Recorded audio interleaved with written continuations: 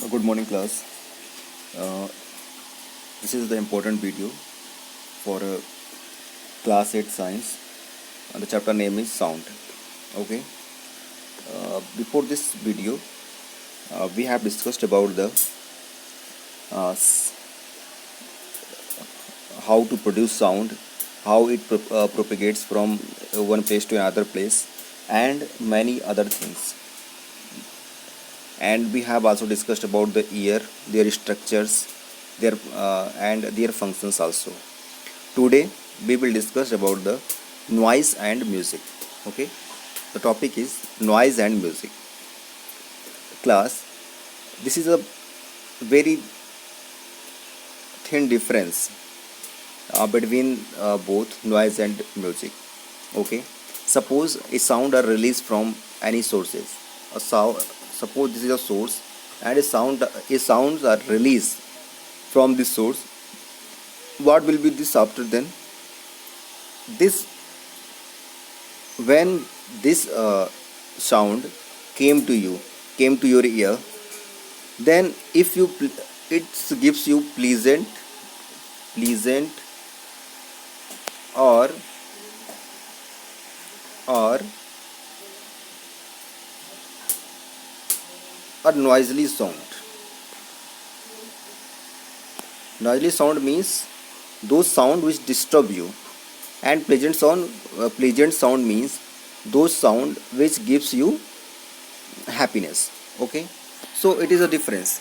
If the loudness of sound is uh, as like that, which gives you pleasance, that type of sound is called musical sound. Okay, and if any sound gives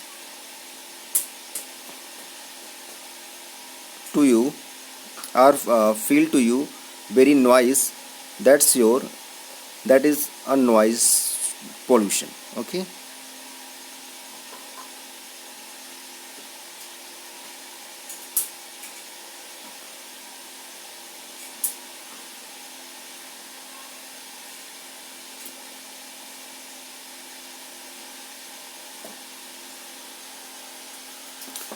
next thing is,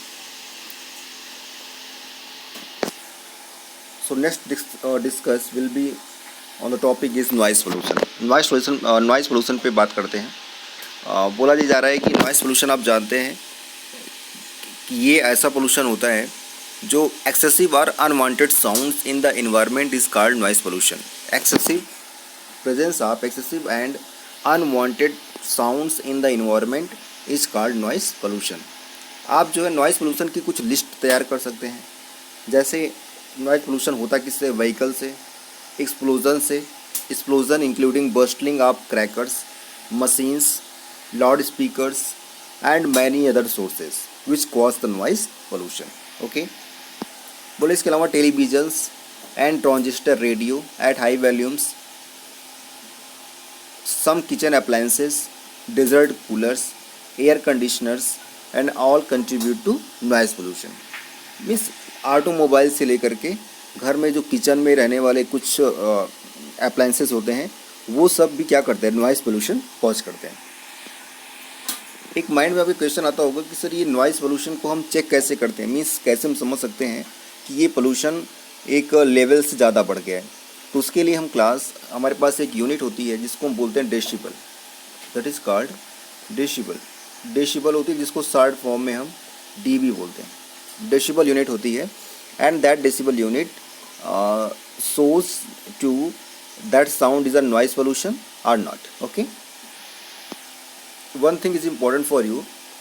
When any sound increases the 80 decibel, means reach to more than 80 decibel, that means that categorized into noise pollution, and they permanently or temporarily deafness to us.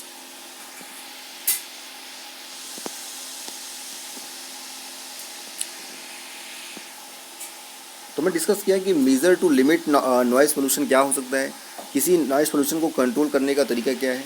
इसके लिए हमें कुछ silencing devices का use करना पड़ेगा. जैसे aircraft engines हैं, तो एयरक्राफ्ट इंजन्स में हमें कुछ ऐसी चीज़ें इंस्टॉल करनी पड़ेंगी जो साइलेंट करे, उसकी आवाज़ को कम करे। ट्रांसपोर्ट व्हीकल्स को कम, उसमें से नॉइज़ पोल्यूशन को कम कर सकता है। इंडस्ट्रियल मशीन्स हो सकती हैं और होम अप्लायंसेस को भी कम कर सकता है, right. The noisy operations must be conducted away from any residential area. Noising producing industries should be set up away from such areas. बोल रहा है ऐसे कोई इंडस्ट्री है जहाँ पे ज़्यादा नॉइजिंग कंडीशन हो सकती है, तो उसे हम क्या कर सकते हैं, उसे हमें ऐसी प्लेस पे लगाना चाहिए जहाँ पर क्या हो, जहाँ पर पब्लिक एरियाज कम रहती हैं। ओके, ऑटोमोबाइल हॉर्न्स को हमें लिमिटेड रखना चाहिए, उसको मिनिमाइज़ करना चाहिए। टीवी और म्यूजिक सिस्टम है उसको हमें कम करना चाहिए, उसकी वॉल्यूम को। Okay, trees must be plant, हमें ट्रीज़ को लगाना चाहिए। ओके, ये सब बहुत सारी चीज़ें इसमें आती हैं। नेक्स्ट थिंग है hearing impairment. The total hearing impairment which is rare is usually from birth itself. Partially disability is generally the result of a disease, injury or age.